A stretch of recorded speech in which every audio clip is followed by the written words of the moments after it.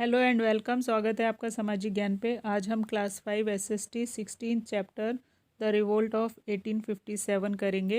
ये किसी बच्चे ने मुझे फ़ोटो भेजी है तो उसी के लिए मैं ये चैप्टर बना रही हूँ। आई होप कि ये आपको हेल्प करेगा। द रिवोल्ट ऑफ 1857, 1857 की आज़ादी की लड़ाई।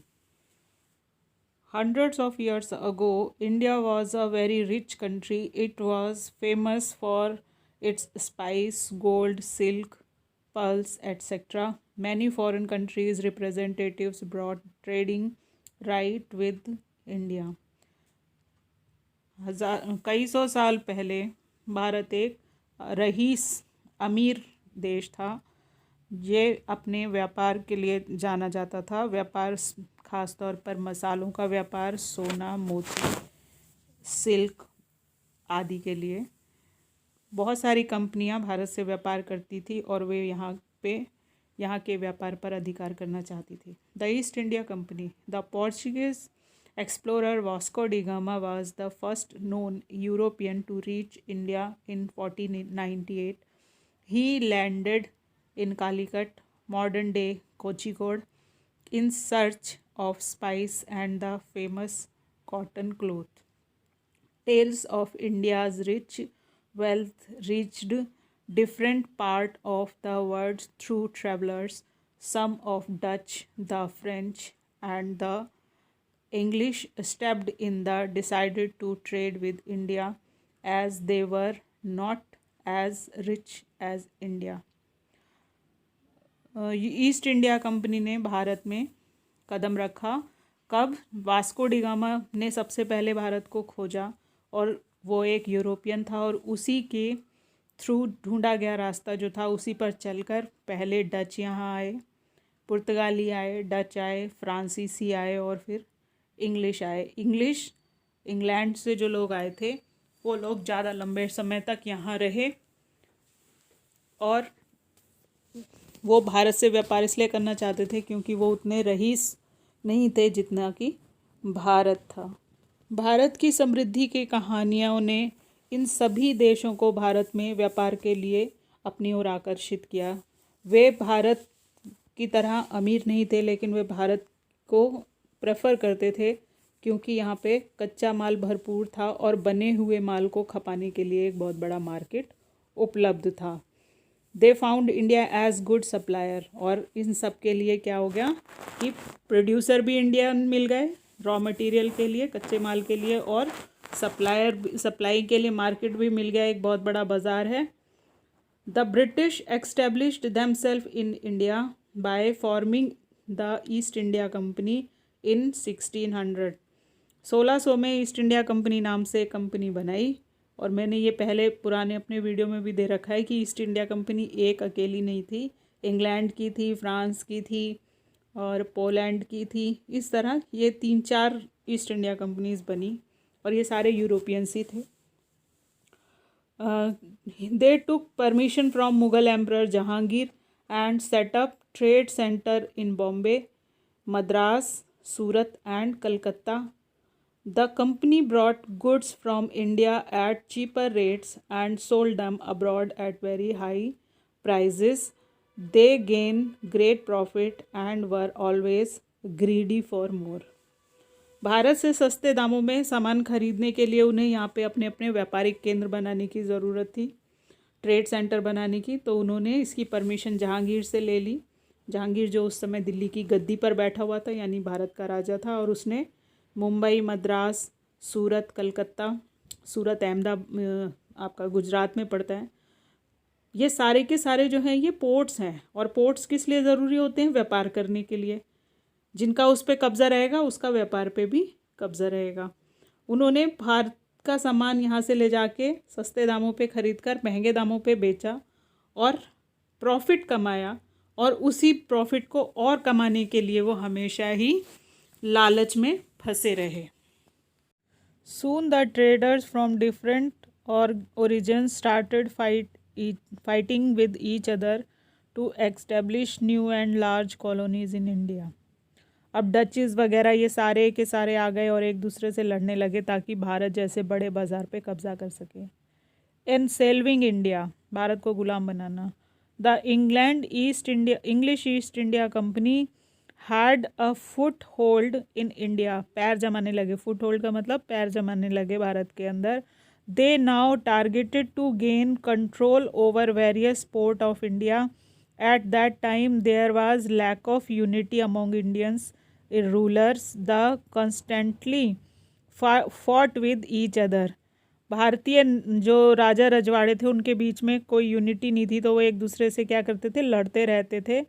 The British took advantage of this situation, उन्होंने इसका फ़ायदा उठाया। The miss use of the facilities and broken down the rule led by Mughals emperor for trading in India, और जो उनको अधिकार पत्र दिया गया था यहाँ पे व्यापार करने के लिए, उस रूल से भी ऊपर जाके उन्होंने व्यापार करना शुरू कर दिया। When the Nawab of Bengal Sirajuddaulah opposed the British for their unfair practices, the war took place in 1757, 1757 में एक फाइट हुई। This was known as battle of Plassey, battle of Plassey हुई 1757 में, यानी 1757 में। और ठीक 100 साल बाद 1857 में क्या हुआ, विद्रोह हुआ। पूरे 100 साल उनको वेट किया गया। Battle of Plassey, Sirajuddaulah was defeated, Sirajuddaulah उसमें हार गए। This battle of Plassey marked the first military success of the British East India Company in India. यह मार्क की जाती है, गिनी जाती है पलासी की लड़ाई, जब ब्रिटिशर्स ने इंडिया में एक बहुत बड़ा सक्सेस अचीव किया, क्योंकि जो सिराजुद्दौला थे ये बंगाल के नवाब थे, और अब बंगाल का पूरा पोर्ट जो कि एक बहुत रिच प्रोविंस था अंग्रेज़ों के अंडर आ गया। वहाँ पे वो व्यापार करने लगे और वहाँ के लोगों को एक्सप्लॉइट करने लगे, परेशान करने लगे। When the supremacy of British East India Company establish in India, it was not difficult to win another battle, the battle of Buxar in 1764। After winning the battle of the British obtain the right to collect land revenue from Bihar, Orissa and Bengal. Bengal, Bihar और उड़ीसा की दीवानी जो थी वो उनके पास आ गई। देखिए दीवानी क्या होता है, कहीं से भी रेवेन्यू कलेक्ट करने का अधिकार। अब ब्रिटिशर्स को यह अधिकार हो गया कि वो इन बड़े बड़े 3 स्टेट से, 3 राज्यों से क्या करेंगे, वसूलेंगे, टैक्स वसूलेंगे। Discontent among Indian, the rule of the British East India company on the Indian subcontinent is referred to as company raj, meaning rule of a king। Bharat में कंपनी का राज हो गया। The British East India Company had laid the foundation of their colonial rule in India by capturing the controlling amongst 2/3 of India, 2/3 Bharat पे कब्जा कर लिया इन्होंने। और the torture Indians in different ways from their gains, और उनको क्या करने लगे, टॉर्चर करने लगे। किसान हो, व्यापारी हो, राजा हो, यहाँ तक कि जो मिल में काम करते हैं लोग, बुनकर जो हैंडलूम बनाते हैं, उन लोगों का भी सारा व्यापार इन्होंने चौपट कर दिया। Farmers, the farmers were forced to grow crop like indigo and cotton. The British purchased these at very low prices, thus making the farmers very poor. The poor farmers had to pay their irrespective of flood or drought. Many farmers died of starvation. अब अंग्रेज़ों ने क्या किया, force किया भारत के किसानों को कि वो खाने वाली क्रॉप उगाने के बजाय इंडिगो, नील और कॉटन की खेती करें, और उसको वो ख़रीदेंगे और लो प्राइस पे ख़रीद के बाहर ले जाके अपने देश पे बना के कपड़ा वापस यहाँ भेजेंगे। और फार्मर्स जो थे वो इससे इतने गरीब हो गए, ना तो उनके पास खाने के लिए अनाज था, ना पैसे इतने थे कि वो अपने आप को बचा पाते, और उस पे से उन्हें टैक्स भी देना पड़ता था, चाहे बाढ़ आए और चाहे सूखा पड़े। तो इसकी वजह से बहुत सारे जो किसान थे वो भूखे मरने लगे। वीवर, बुनकर, the mill made cloth from England was sold in Indian India at cheaper rate, the handloom industry almost shut down and many weavers became unemployed. Indians were not allowed to open mills or factories or trade in things of their choice. Weaver होते हैं बुनकर. मिल का सामान यहाँ पे भारत में आने लगा, मिल मेड क्लोथ आने लगे, तो भारत के जो हाथ से बनाने वाले हथकरघा के कारीगर थे वो सारे बेरोजगार हो गए और अब उनको अपनी मर्जी से कोई और काम करने की भी इजाज़त नहीं थी. अब आते हैं राजा.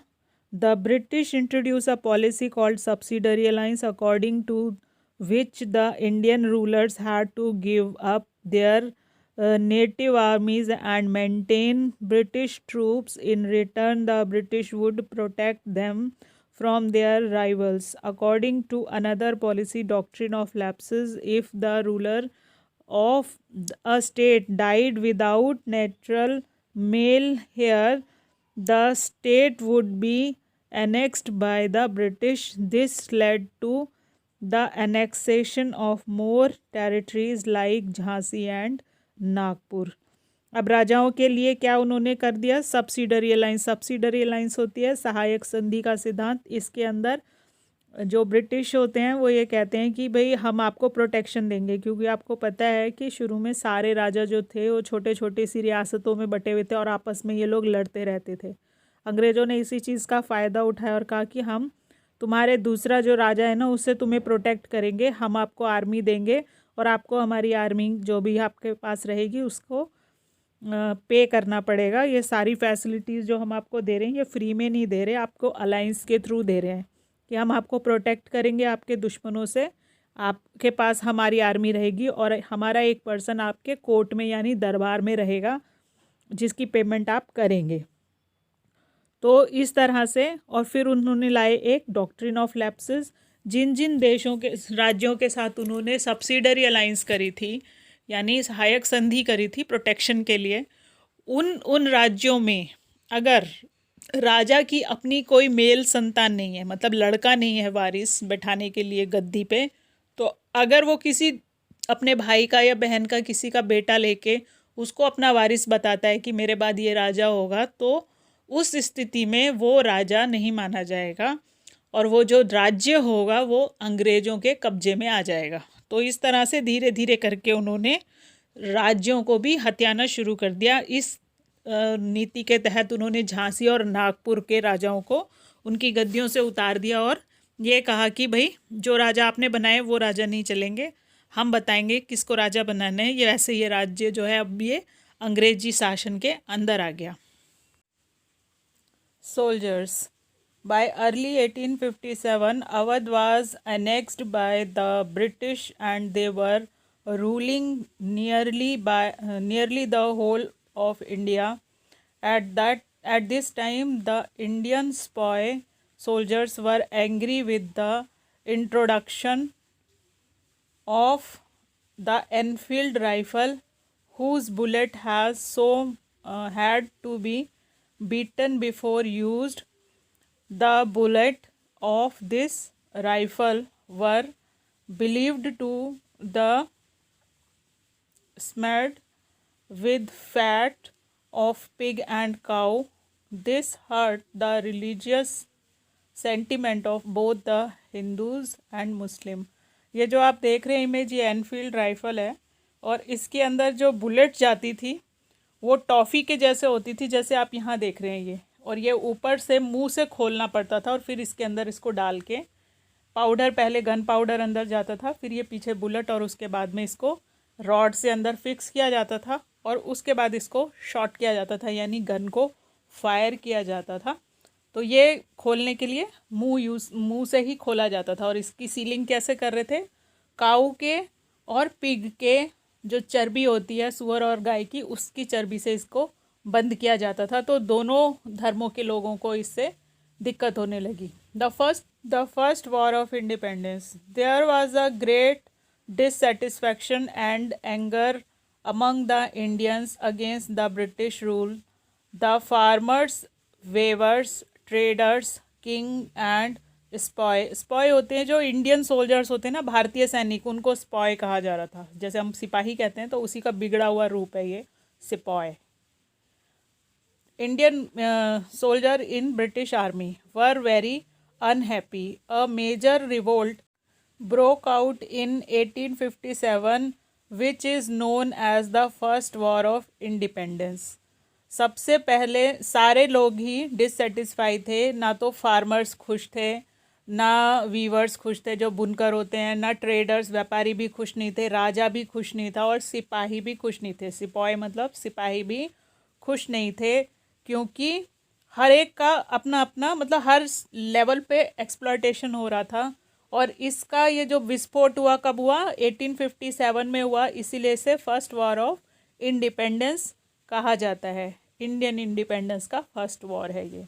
Many स्पॉय refused to use the ammunition introduced by the British. A soldier named Mangal Pandey led a protest in Meerut Cant. The spy rebelled, shouted "Maro Firangi ko," broken open jail, and marched towards Delhi. They captured the city and declared the Mughal king Bahadur Shah Zafar as the sovereign ruler of India. The uprising known as the First War of Independence or the Sepoy Mutiny spread like wildfire across central and north India. Many स्पॉय refuse का मतलब है बहुत सारे भारतीय सैनिकों ने मना कर दिया। एम्यूनेशन होता है जो बारूद, गोला बारूद होता है।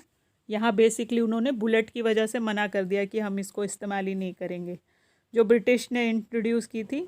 A soldier named Mangal Pandey, Mangal Pandey ने लेड किया, लेड का मतलब लीडरशिप उसने अपने हाथ में ले ली और इस प्रोटेस्ट को मेरठ कैंट से शुरू कर दिया। द स्पॉय रिबेल्ड, रिबेल्ड का मतलब होता है विद्रोह कर देना, रिबेलियंस होते हैं विद्रोही। शाउटेड, जो रिबेल किया उस और कहा क्या, मारो फिरंगी को। और ब्रोक ओपन जेल, जो जेल्स में जिसमें हिंदुस्तानी बंद कर रखे थे उनको सबको तोड़ ताड़ के बाहर निकाल लिया और मार्च करना शुरू कर दिया दिल्ली की तरफ, मेरठ से दिल्ली की तरफ को आने के लिए शुरू कर दिया उसने। दे कैप्चर्ड द सिटी, पूरे सिटी को उसने अपने अंडर में ले लिया और मुगल किंग जो बहादुर शाह जफ़र था उसको अपना राजा बता दिया और कह दिया कि हम नहीं मानते अंग्रेज़ों को अपना राजा, हम तो बादशाह को मानते हैं। और वो दिल्ली की तरफ बढ़ने लगा और इस तरह से इसे पहला म्यूटनी यानी सैनिक विद्रोह भी कहा जाता है। At Kanpur Nana Saheb the adopted one of last Peshwa Bajirao second led the force. Rani Lakshmibai in Jhansi and Begum Hazrat Mahal in Lucknow were also announced. The farmers, the craftsmen and traders all fought against the British. It was a heroic effort to eliminate British rule. The revolt lasted for 2 years. However, it was unsuccessful. Kanpur से नाना साहेब और पेशवा जो last Peshwa थे Bajirao second, इन्होंने, और लक्ष्मीबाई, रानी लक्ष्मीबाई झांसी से, बेगम हजरत महल लखनऊ से, ये सब लोग अपने अपने एरिया से खड़े हो गए और इनका सपोर्ट किया फार्मर्स ने और बुनकरों ने और जो व्यापारी थे उन्होंने भी ब्रिटिश राज्य को हटाने के लिए। और ये एक साहसिक काम था सारी जनता की तरफ से कि अंग्रेज़ों के अगेंस्ट में उन्होंने एक जैसा सोच के साथ में इसको वो किया। जबकि ये जो था 2 साल तक ये लोग लड़ते रहे अलग अलग जगह पे, लेकिन ये अनसक्सेसफुल रहा और बड़ी बुरी तरह से इसको कोलैप्स कर दिया गया, मतलब इसका दमन कर दिया गया। Reason for failure of revolt, क्या कारण थे कि यह क्रांति जो थी ये फेल हो गई। The first war of independence was unsuccessful despite several efforts. The reasons were as following, क्या कारण थे? 3 कारण थे। The British had larger armies and better weapons, not all the people support the revolt, it did not spread to all part of the country. तीन main कारण बताए। पहला, Britishers के पास में बड़ी आर्मी थी और बहुत सुंदर बहुत उम्दा वेपन थे। जैसे मैंने पहले भी आपको बताया कि बंदूकों से उन्होंने लड़ाई लड़ी और इंडियंस जो भारतीय थे, राजा और इनकी जो आर्मी थे, वो तलवारों से और भालों से लड़ रही थी, जो कि उस समय सक्सेसफुल नहीं रहे। Not all the people support, सारे लोगों ने इसका सपोर्ट नहीं किया, कुछ लोगों ने सपोर्ट किया और कुछ लोगों ने गद्दारी की। It did not spread to all part of the country, ये केवल नॉर्थ इंडिया तक ही सीमित रह गया। अगर ये साउथ की तरफ भी फैल जाता और साउथ के लोग भी इसको सपोर्ट करते तो उनको यहाँ से भागना ही पड़ता, क्योंकि जो साउथ के लोग थे उन लोगों को इस बारे में पता नहीं था और वही आर्मी यहाँ आके इन लोगों को उन्होंने दमन किया। Consequences of revolt, consequences of revolt का मतलब कि इसका क्या परिणाम निकला जो ये रिवोल्ट हुआ उसका। The relationship of the British to curb the mutiny was violent and brutal. They reduced the Indian soldiers to half in their army and the Indian regiments were incorporated into the British regiment. उन्होंने क्या किया कि जितनी भी relationship थी, जो अब उन्होंने और अपना शिकंजा उसको कसना शुरू कर दिया। ब्रिटिशर्स ने बुरी तरह से इस रिवोल्ट को ख़त्म किया और आधी जो पहले पूरी बटालियन होती थी, 25 अगर अंग्रेजी सोल्जर्स हैं तो 75 इंडियन हुए, तो अब क्या किया उन्होंने, हाफ कर दिया। उनकी जो संख्या थी इंडियन सोल्जर्स की वो घटा दी। India came under the direct crown rule in 1877। Queen Victoria was crowned the empress of India. अब क्या हुआ, कंपनी के हाथ से रूल ले लिया गया और रानी के हाथ में चला गया, मतलब राजा बदल गया। पहले कंपनी राजा थी भारत की, कंपनी उसके सारे डिसीजंस ले रही थी, व्यापार कर रही थी या जो कुछ भी है, और अब क्या हुआ कि उसके हाथ से ये चीज़ निकल गई और सीधा रानी के हाथ में चली गई। A viceroy was appointed in India. एक वॉयसराय का यहाँ पे अपॉइंटमेंट कर दिया। वॉयसराय ऐसे समझिए जैसे भारत का वॉयसराय ऐसे हो गया जैसे हमारा प्रेसिडेंट है, हायर पोस्ट हो गई। The doctrine of lapses was abolished. Prince were given the right to adopt a son. Doctrine of lapses आपने इससे पहले चैप्टर में पढ़ा होगा कि गोद लिए हुए दत्तक पुत्र को, मान लीजिए किसी राजा रानी के अपनी औलाद नहीं है, अपनी औलाद का मतलब बेटा नहीं है, लड़की है तो उसको वो राजा नहीं मानेंगे, अगर बेटी है तो बेटा है तो उसको वो राजा मानेंगे कि उनका खुद का बेटा हो। और कई बार राजा रानियों का, जैसे लक्ष्मीबाई के साथ ऐसा हुआ कि उनका बेटा हुआ और किसी वजह से उसको ख़त्म करा दिया गया षड्यंत्र के थ्रू, और फिर उन्होंने जिस बच्चे को गोद लिया उसको अंग्रेज़ों ने राजा मानने से मना कर दिया। तो अब किंग ने क्या किया, डॉक्ट्रिन ऑफ लैप्सेस ख़त्म कर दिया और ये कह दिया कि अगर आप अडॉप्ट करेंगे सन को तो हम उसको भी राजा मानेंगे। यहाँ पे थोड़ा सा मॉडिफाई कर दिया और जो संधियाँ की अंग्रेज़ों ने उसको सम्मान दिया जाएगा।